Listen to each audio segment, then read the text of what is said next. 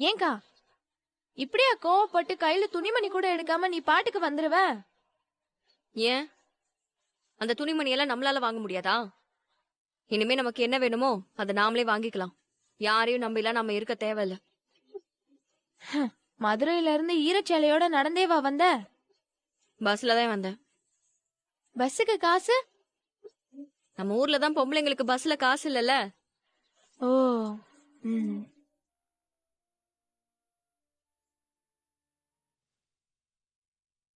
என்னங்க இவ திடுதிப்புன்னு ஈரச்சேலையோட கிளம்பி இங்க வந்துட்டா? இனி எனக்கும் அந்த குடும்பத்துக்கும் எந்த சம்பந்தமும் இல்லைன்னு சொல்லிக்கிட்டு இருக்கா. எனக்கு ஒண்ணுமே புரிய மாட்டேங்குது. நிற மாசமா புள்ளைய வயித்துல வச்சுக்கிட்டு இப்படி ஒரு காரியத்தை பண்ணலாமாவ? தேவையில்லாம யாரு காதலுக்கோ உதவி பண்றேன்னு போனதுனால தானே இப்படி ஒரு பிரச்சனை வந்திருக்கு. அதையும் கேட்டா நான் அதை செய்யல, அதுக்கும் எனக்கும் எந்த சம்பந்தமும் இல்லைன்னு சொல்லிக்கிட்டு இருக்கா. நம்மள சுத்தி என்ன நடக்குதுன்னு எனக்கு ஒண்ணுமே புரிய மாட்டேங்குதுங்க. சம்பந்திய போலீஸ் அரெஸ்ட் பண்ணி வச்சிருக்காங்கன்னா அதுக்கு காரணம் தமிழ்தான்னு சொல்லி மாப்பிள்ள கோவப்பட்டிருக்காரு. அவரோட கோவத்திலையும் ஒரு நியாயம் இருக்கதானே செய்யுது. அவரு கோவப்பட்டாருன்னா கொஞ்சம் பொறுமையா இருந்து அந்த சூழ்நிலைய சமாளிக்காம உறவே வேண்டான்னு சொல்லிட்டு தலை முழுகிட்டு வந்துட்டாளேங்க. எனக்கு இப்ப என்ன செய்யறதுன்னு ஒண்ணுமே புரியல. ஏங்க நீங்களாவது ஏதாவது சொல்லுங்களேன். வசந்தி, இப்ப நீ எதுக்கு கவலைப்பட்டு இருக்க? அந்த வீட்டுல அந்த பெரிய மனுஷி இருக்காங்கல்ல, அவங்க இருக்கிற வரைக்கும் நமக்கு ஒரு கவலையும் கிடையாது. எதுக்கும் நான் அங்க போய் என்ன நடந்துச்சு ஏது நினைச்சுன்னு பேசி நடந்ததுக்கு நான் மன்னிப்பு கேட்கிறேன்னு சொல்லி அங்க இருக்கணும் நான் சமாதானப்படுத்திட்டு வரேன். ஏங்க எதுக்கும் இவ்வளையும் கூட்டு போறீங்களாங்க? யார? தமிழையா? என்ன வசந்தி, அப்பவே புத்திமதி சொல்லலாம்னு சொல்லி நான் கிட்ட போனப்பவே அந்த பிள்ளை ஒரு முறைச்சதுலயே நான் ஆடி போயிட்டேன். நான் அங்க போய் பேச போறேங்கிற விஷயம் கூட ரகசியமா இருக்கட்டும். நான் பேச்சுவார்த்தையில முடிச்சுட்டு அதுக்கப்புறம் அவங்க கொண்டு வந்து விடுங்கன்னு சொன்னாங்கன்னா நேர காலம் சந்தர்ப்பம் எல்லாம் பார்த்துட்டு பொறுமையா ஆறாமரை நல்ல கிட்டலாம் எடுத்து சொல்லி நம்ம பிள்ளைய அனுப்பி வைக்கலாம். அது வரைக்கும் நீ எதுவும் பேசிக்காத. அந்த புள்ள சொல்றதுக்கெல்லாம் சரி சரின்னு தலையாட்டு, மற்ற அப்புறம் பாத்துக்கலாம். சரியா? என்ன?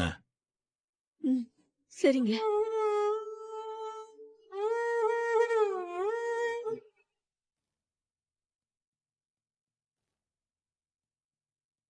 மா, எங்க அத்தையும் மத்தவங்களும் சேர்ந்து அம்மாச்சியையும் மோகனாத்தையும் ஏத்தி விட்டு மறுபடியும் நம்மள வீட்டை விட்டு அனுப்பிடுவாங்களோன்னு நினைச்சேன்.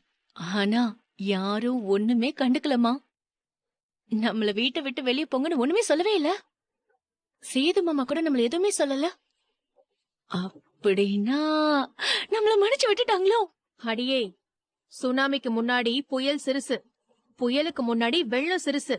அந்த மாதிரி இந்த வீட்ல இப்ப நடக்கிற எல்லா பிரச்சனைக்கும் முன்னாடியும் நம்ம பிரச்சனை இத்தனோண்ட இத்த போன பிரச்சனைடி. அதனால அடிக்கிற வெள்ளத்துல நாம 2 பேரும் இந்த வீட்டுக்குள்ள வந்து கரை ஒதுங்கினத பத்தி யாருமே கண்டுக்கலல்ல. இத அப்படியே கெட்டியா புடிச்சிட்டு வாழ்ந்துடணும்டி. என்ன அத்தாச்சி, எப்படி இருக்கீங்க? எங்களுக்கு என்ன மதனி, நாங்க நல்லாதான் இருக்கோம். அத்த, இம்பிட்டு வரமா உங்களை பாக்கலல்ல, அதுக்குள்ள உடம்பு இழைச்சு போய் சிக்கன் ஆயிட்டீங்க அத்த. அதுவும் சரிதான், அமைச்சர் வீட்டு சாப்பாட்ட ஒரு பிச்சைக்காரனால தந்துட முடியுமா என்ன? ஏ சித்ரா, என்ன வாய் நீளுது? தேவையில்லாம பேசுன, உனக்கு அவ்வளவுதான் சொல்லிட்டேன்.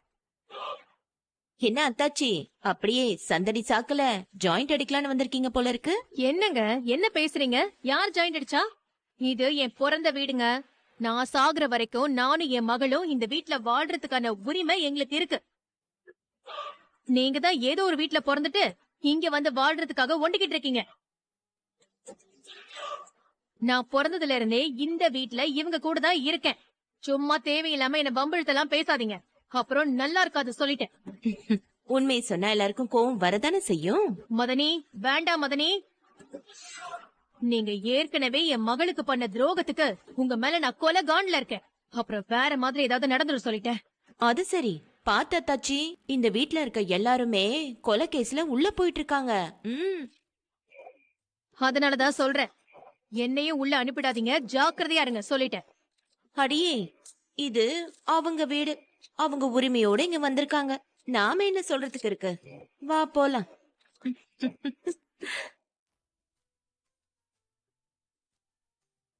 அம்மா, நாம மறுபடியும் வந்தது ஆத்தாளுக்கும் மகளுக்கும் பிடிக்கலம்மா. அது எப்படி பிடிக்கும்? திட்டம் போட்டு உன் வாழ்க்கைய நாசமாக்குனாங்கல்ல, அதுக்கு என்னைக்கு இருந்தாலும் நான் இவங்கள பழி வாங்காம விட மாட்டேன்டி. பாத்துக்கிறேன்.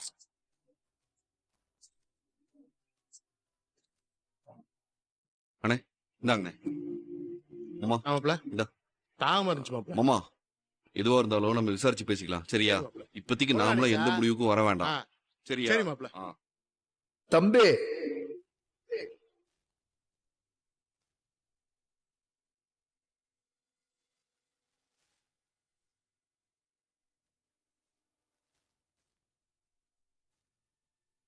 கோடானு கோடி வணக்கம் தம்பி.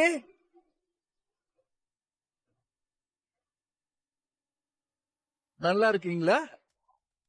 என்ன தம்பி, எங்கேயோ பார்த்த மாதிரி இருக்கா? யாருன்னு தெரியலையா? நீதிமான் தம்பி, நீதிமான் நீதிமான். 2 வருஷத்துக்கு முன்னாடி நடந்த இடைத்தேர்தல் அப்போ சந்திச்சது. அதுக்கப்புறம் சந்திக்கவே இல்லைன்றதுக்காக மறந்துட்டீங்களா?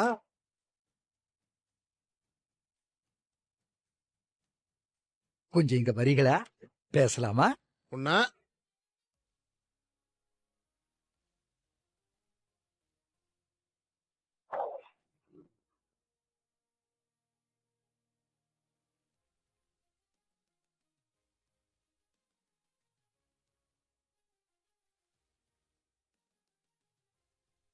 என்ன தம்பி, அப்பா சௌக்கியமா இருக்காரா? உள்ள லாக்கப்ல அப்பாவை நல்லா கவனிக்கிறாங்கல்ல? ஏன் தம்பி, என்னதான் ஒரு மனுஷன் கோவப்பட்டாலும் அதுக்குன்னு ஒருத்தனை கொலை பண்ற அளவுக்கா முடிவெடுப்பாங்க? இப்படி அவசரப்பட்டாரே தம்பி. டேய், யாரடா கொலகாரங்கிற? எங்க அப்பா ஒரு புழு பூச்சிக்கு கூட துரோகம் நினைச்சது கிடையாது. அட போங்க தம்பி, நீங்க வேற. இந்த காலத்துல நீங்க சொல்ற மாதிரி மனுஷங்களை எல்லாம் எங்கேயாச்சும் பார்க்க முடியுமா தம்பி? அதான் உங்க அப்பா தான் கொலை பண்ணாருன்னு அந்த பொண்ணு, அந்த பொண்ணோட அப்பா எல்லாரும் சாட்சி சொல்றாங்க.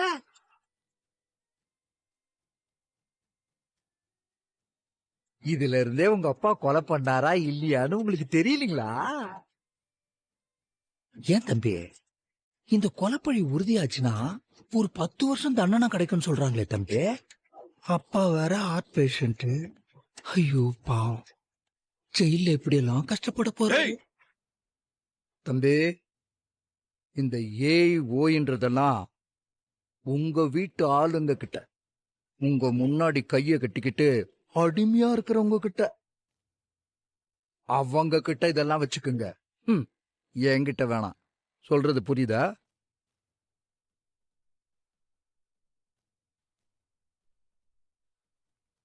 நீ வேணா பாத்துக்கிட்டே இரு. ஏய், ஒரு நாள் ஒரு பொழுது கூட எங்க அப்பாவை இந்த கேஸுக்காக நான் செயல இருக்க விட மாட்டேன். இங்க பாரு, எங்க அப்பா எந்த தப்பு செய்யலன்னு சொல்லி நான் நிரூபிக்கல, என் பேர் சேது இல்ல. நமக்கு தெரிஞ்ச ஒரு நல்ல ஜோசியர் இருக்காரு. நியூமராலஜி பார்த்து பேரெல்லாம் நல்லா மாத்தி வைப்பாரு. உனக்கு வேணா ஒரு நல்ல பேரா பார்க்க சொல்லவா? ஏய்! யாரு பேரு மாறப்போகுது, என்ன நடக்க போகுதுன்னு நீ பார்க்க தானே போற. வண்டிடு மாமா. ஆமாப்ல.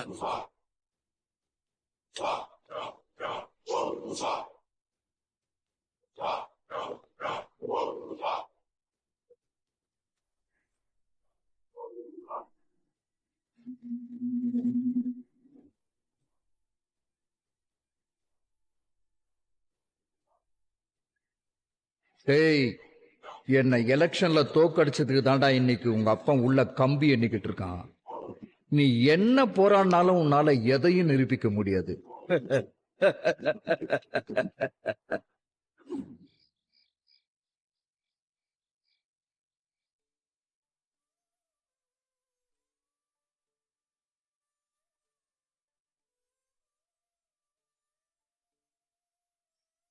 அம்மச்சி, அத்தை, 2 பேரும் சாப்பிட வாங்க.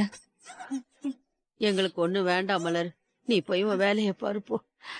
அம்மச்சி, நடந்த பிரச்சனைக்காக இப்படி சாப்பிடாம இருந்தா எப்படி? உடம்பு என்னத்துக்கு ஆகுறது? அம்மச்சி, நீங்க மாத்திரை வேற போடணும்ல. வாங்க. இந்த உடம்பு உசுறு இருந்து என்னடி ஆக போகுது? இதையெல்லாம் பாக்குறதுக்கு நான் என்னைக்கோ போய் சேர்ந்திருக்கலாமே. அம்மச்சி, என்ன நீங்க என்ன பேசுறீங்க? மலரு, நீ போ மலரு. கொஞ்ச நேரம் ஆகட்டும். அத்தைய நான் சாப்பிட வைக்கிறேன். எனக்கு எதுவும் வேண்டாம். நீ அத்தைக்கு மட்டும் சாப்பாடு எடுத்து வச்சுட்டு மத்ததெல்லாம் எடுத்து வச்சுட்டு நீ போய் படு.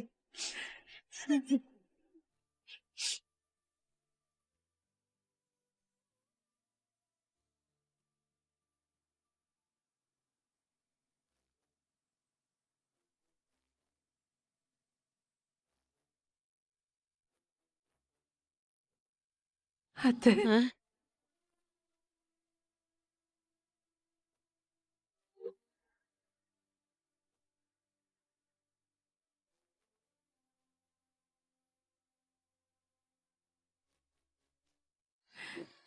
ஐயா, ஐயா, எங்கய்யா, எங்கய்யா உன் அப்பா?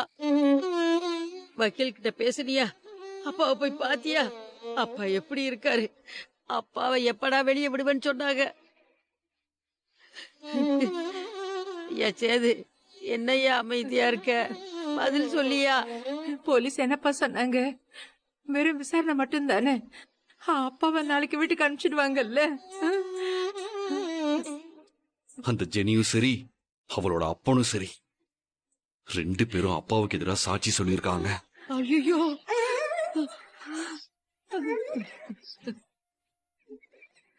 அந்த ஜெனியோட அப்பா நானும் ராசாங்கமும் தான் கொலை பண்ண திட்டம் போட்டோம். ராசாங்கம் தான் சக்தியை கொன்னார்னு சொல்லியிருக்கான். அட பாவி! ஐயோ, என்னது இது?